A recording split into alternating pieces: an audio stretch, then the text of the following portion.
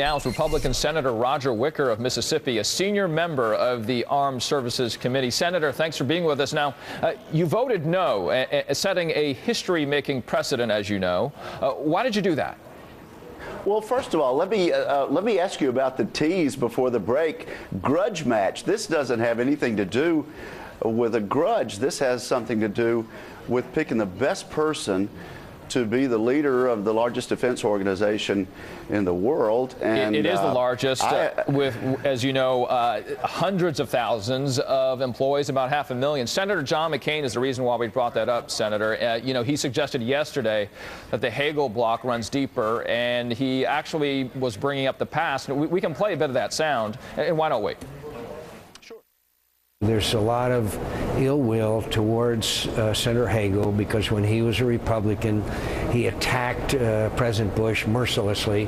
At one point said he was the worst president since Herbert Hoover, said that the surge was the worst blunder since the Vietnam War, which is nonsense, and was very anti his own party and people. People don't forget that.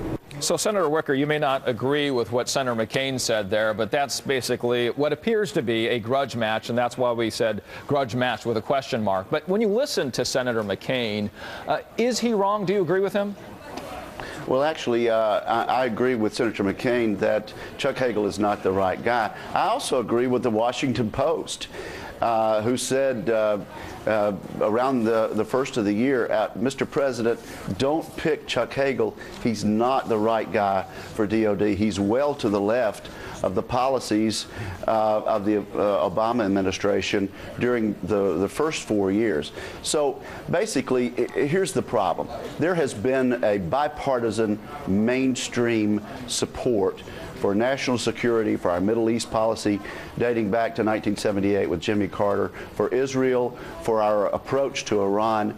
And Chuck Hagel has made a career out of being outside of that mainstream, engaging in hyperbole, engaging in all sorts of edgy statements.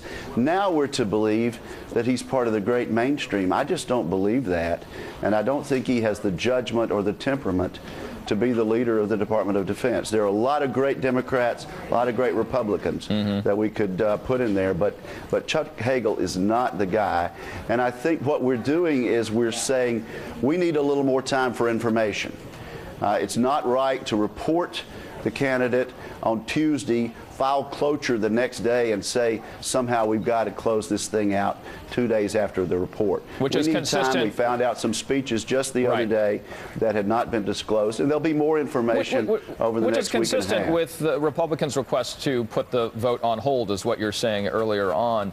Senator Wicker, you had laid out your thinking fairly clearly in an op-ed in Politico, and you did bring up that his stances, that's your point, are left of President Obama's. Now, isn't it President Obama, though, as Commander-in-Chief, who will ultimately make the decisions, though? Well, actually, the Secretary of Defense has always been a chief policymaker. Now, he tried to explain some of his statements away during the hearing by saying he would not be involved in making policy decisions. That is a fantastic statement. It's an unbelievably naive statement for somebody who might be the next Secretary of the Department of Defense. Of course, the Secretary of Defense is a policymaker. Of course, what he believes and what his judgment stands for means a lot. Senator Wicker, thank you so much for being with us. I apologize we can speak longer. We had the live event at the White House. We'll get you next time. Great, we'll do that. Thank you so much. Thank you, sir. That wraps up things.